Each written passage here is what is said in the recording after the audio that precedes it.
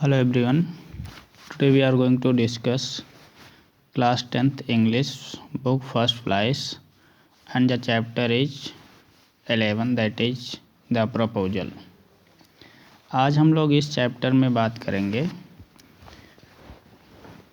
अब marriage proposal के बारे में। अगर हम इस टाइटल को देखें द प्रपोजल तो इसकी जो ओरिजिनल टाइटल होती है अ मैरिज प्रपोजल दिया हुआ है। ये एक रूसियन शादी के बारे में बताया गया है। What is the culture, what is the tradition of a Russian marriage. तो एक चीज़ ये हो गया कि जो द प्रपोजल चैप्टर है इसकी जो ओरिजिनल टाइटल है अ मैरिज प्रपोजल है। ये क्या है, इज वन एक्ट प्ले। ये एक वन एक्ट प्ले है a first by the Russian short story writer and dramatist Anton Chekhov. एक एंटन चेखोव राइटर हैं। कौन से राइटर? शॉर्ट स्टोरी राइटर हैं और वो ड्रामाटिस्ट भी हैं। तो एंटन चेखोव के द्वारा ये द प्रपोजल स्टोरी लिखी गई है। एक ड्रामा है ये, ठीक है, नाटक है। कैसा नाटक है? वन एक्ट प्ले है। ये लिखा कब गया था? 1888 टू 1889 के बीच में लिखा गया है। इसमें देखते हैं 3 कैरेक्टर्स हैं। फर्स्ट जो आपका कैरेक्टर है स्टेपनोविच चुकोव है। ये है कौन? स्टेपनोविच चुकोव नतल्या के फादर हैं। और नतल्या स्टेपना कौन है? नतल्या जो स्टेपनोना जो हैं ये कौन है? चुकोव की डॉटर जिसकी एज 25 ईयर्स है।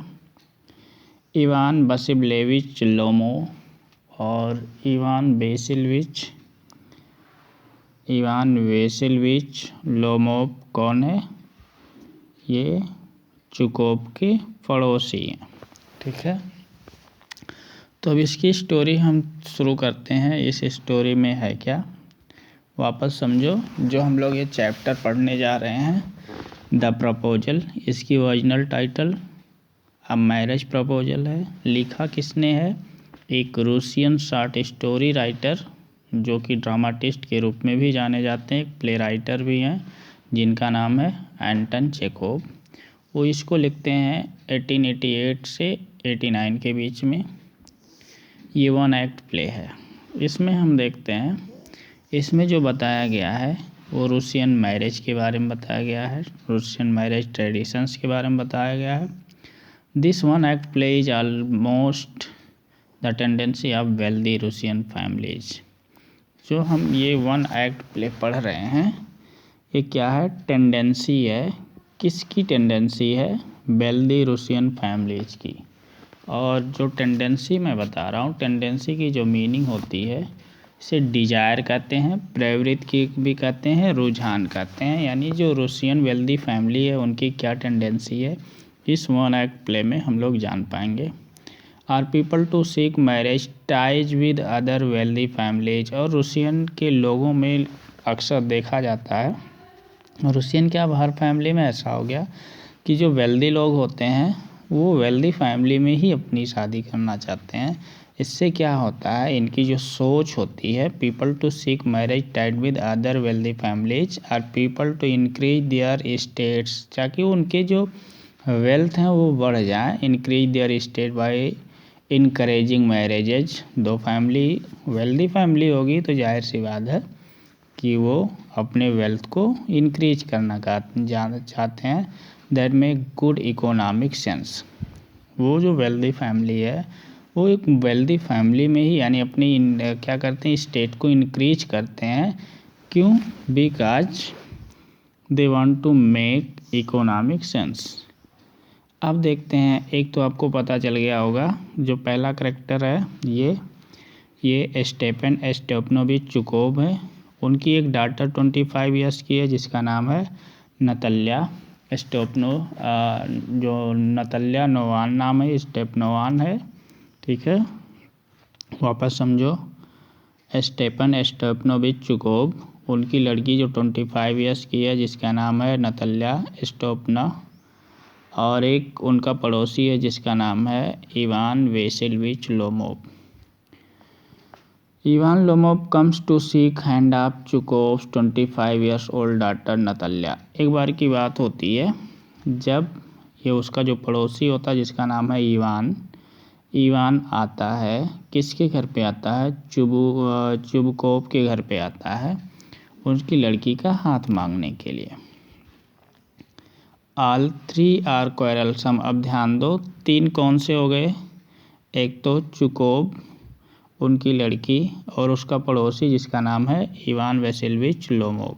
ये 3 के तीनों कैसे हैं? क्वेरलसम हैं, झगड़ालू प्रवृत्ति के हैं। दे क्वेरल ओवर पेटी इश्यूज। अब पेटी क्या होता है? जिसे हम कहते हैं स्मॉल एंड अनइम्पॉर्टेंट, छोटी छोटी बातों पे वो झगड़ना शुरू कर देते हैं। फिर क्या होता है? The proposal is in danger of being forgotten amidst all this quarrelling. अब वो लोग क्या करते हैं? छोटी छोटी बातों पे झगड़ना शुरू कर देते हैं और उस झगड़े के बीच में जो प्रपोजल होता है जिस पर्पज से वो चुकोव के घर पे इवान आया रहता है उसको लोग भूल जाते हैं। But economic good sense ensure that proposal is made successful. लेकिन इकोनॉमिक सेंस से देखा जाए तो इकोनॉमिकली लास्ट में उनका ये प्रपोजल होता है सक्सेसफुल होता है। But after although the quarrelling perhaps continues. फिर भी क्या होता है? उनका झगड़ा स्टार्ट ही रहता है। अब देखो बात को समझो। घर पे कौन बैठा हुआ है? चुकोव बैठा हुआ है जो कौन है? नताल्या के फादर हैं। उनके घर पे आता कौन है? आता है आपका इवान वेसिलविच आता है। क्या करने के लिए आता है? नताल्या का हाथ मांगने के लिए। वो शादी करना चाहता है उससे। अब स्टोरी क्या होती है कि जब वो आता है और तो जब इवान चूँकि अच्छे ड्रेस सेंस में होता है और उस अच्छे ड्रेस सेंस में लगता है चुकोव को कि ये शायद कहीं जा रहा पार्टी वार्टी में जा रहा है, तो इससे बात करता, भाई तुम इतने अच्छे ड्रेसिंग सेंस में क्यों हो, तुम कहाँ जा रहे हो? तो ये सारी बातें होती हैं जब इवान आता है चुकोव के पास में। बट इवान जो है वो अपनी बात को घुमा फिरा के कुछ कहना चाहता है चुकोव से। चुबकोव से ऐसे लगता है जैसे इवान मेरे पास आया कुछ पैसे मांगने के लिए। तो वो अपने मन में ही सोचता आज कुछ भी हो जाए मैं इसको पैसा नहीं दूंगा। बट जब लास्ट में ये बातें जब घुमा फिरा के कुछ कहता है तो ये चुबकोव कहता है भाई बात को घुमाओ मत, जो भी कहना है डायरेक्टली कह दो। तो इवान जब अपने व्यू को रखता है उसके सामने तो चुबकोव बहुत ही खुश हो जाता है। जब चुबकोव बहुत खुश हो जाता है और इसकी मक्सा पालिश करने लगता है, बहुत ज़्यादा उसकी बड़ाई प्रशंसा करने लगता है इवान की। फिर थोड़ी समय बाद वो चला जाता है, कहता है ठीक है मैं अपनी लड़की को भेजता हूँ। वो उसको डर रहता है इवान को कहीं उसकी लड़की एग्री ना करे तो वो चुबकोव कहता है नहीं ऐसा हो नहीं सकता, मेरी लड़की आपको बहुत चाहती है, वो एग्री कर जाएगी। वो लड़की आती है किसी दूसरी बातों से, ये लोग उलझ जाते हैं। उलझ क्या जाते हैं?